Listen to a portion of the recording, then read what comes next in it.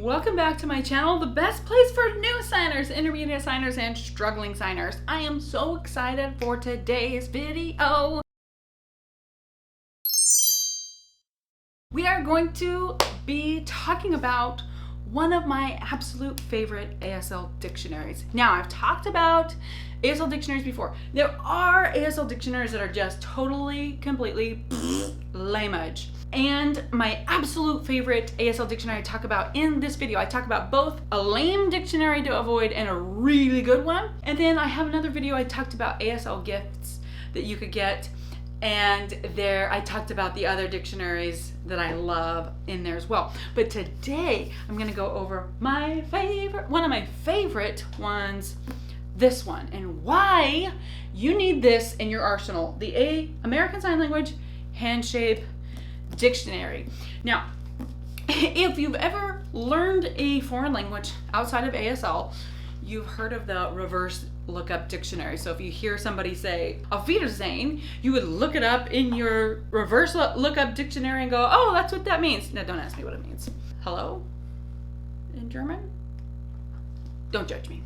Love you, Germany. I went there, love you. Anyway, so that's kind of the concept here for you. So remember, in the last video, I talked about the 5 parameters and how important they are to be able to sign accurately. And in the video before that, I talked about how important it is to get your receptive learning.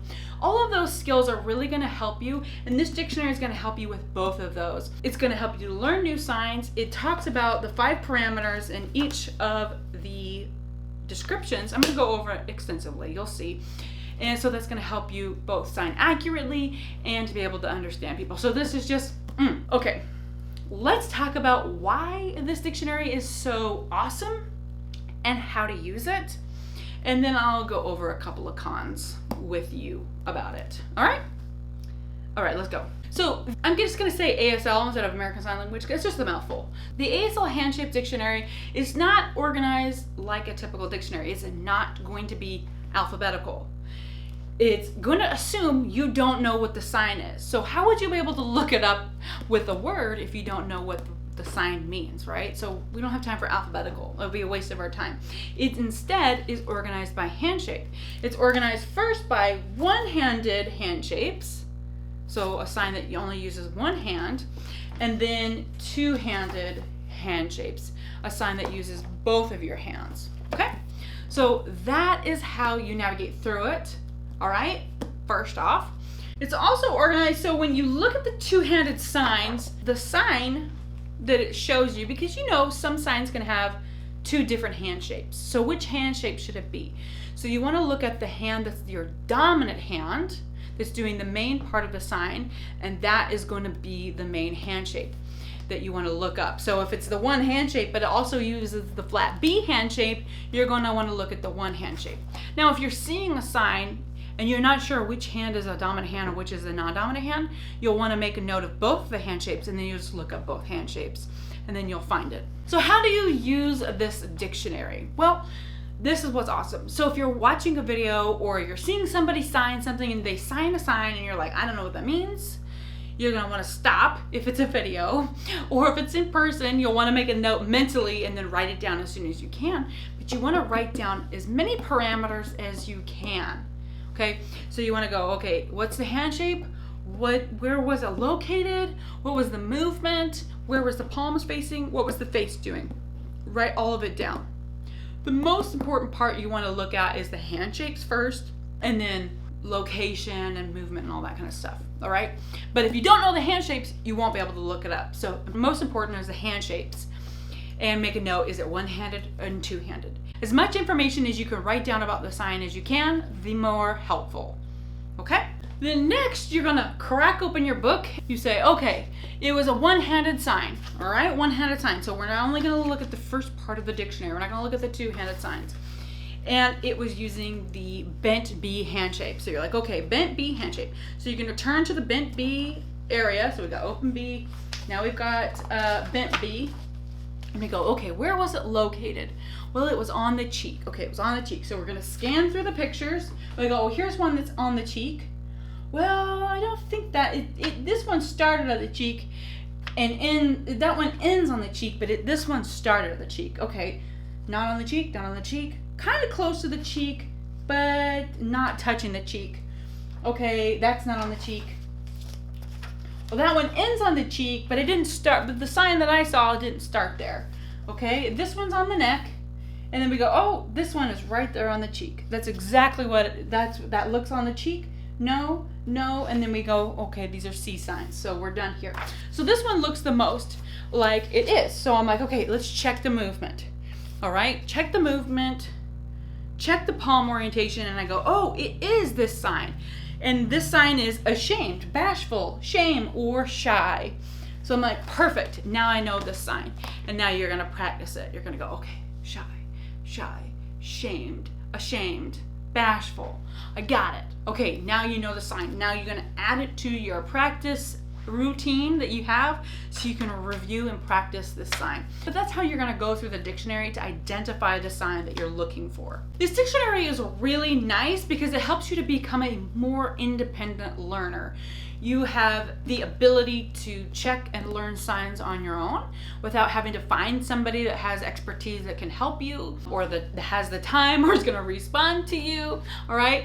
It's also going to help you become more accurate because you're going to be able to recognize people's signs. You're going to be able to break those parts up in a sign. Remember, we talked about that in the last video, and you can check that up in the cards here or down in the description box below. You can check that out after you finish watching this. So it's really going to help you become a more accurate signer and better able to understand somebody receptively, because if you're spending that much time recognizing a sign, identifying it, the more likely it is that you're going to recognize it, understand it, and remember it. Okay. And also, I love being an independent learner, so that's always a bonus. Okay, so that's also really good. You can also learn that and use this as just a dictionary. You can go, okay, I want to learn 10 signs with the bent B hand shape and two-handed signs. So you can just go through and you can like practice, go, oh, I know that sign, practice it and check it. What's really nice, remember I talked about the 5 parameters. Each of these has the 5 parameters, which is a really nice. So you can also use this to check your own signing. Am I signing this correctly? They do have an index in the back that's alphabetical. So if there is a sign that you know that you want to check on, you can go, oh, I know room. Let me check room. All right, and then you can flip to that page and look at the parameters, and that can also help you fill out those cards that I told you about in the other video, in the last video. Okay, so this is really important to know all of these parameters in the dictionary. So it's awesome because you know these pictures aren't always the easiest to understand, so it's super important that you check out these parameters that will help you know exactly how to move to match the picture, rather than just relying only on the picture. Now, the only drawback to this dictionary is while it has a ton of signs in it, it doesn't have every sign, or near enough every sign. I wish they had a volume 2 of this with even more signs, because I've done some where I'm like looking up signs to help prepare practice activities for my ASL students, and I go, oh my gosh, that sign's not in there. So I have to come up with something else for them to do instead, or like pick a different sign. So I wish that it had more signs. So that's really the only drawback I can think of for this, is that it doesn't have all of the signs. But honestly, I don't know how many it has. I'd have to look it up. So it has almost 2,000 signs. That's a lot of signs. It just doesn't have every sign, right? Not any dictionary has every sign, but there have been some instances of signs that I was looking for to create practice activities for my ASL students in, and they didn't have the sign that I wanted them to have in here, so I was kind of bummed about that. But I think every ASL student needs this dictionary.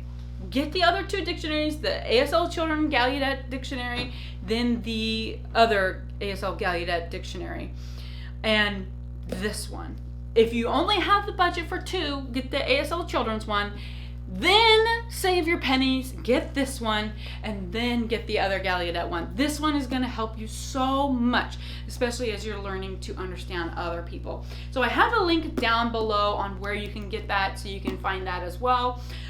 so you can purchase it and add it to your resource section in your home. I know your home is now becoming the beautiful ASL space for you.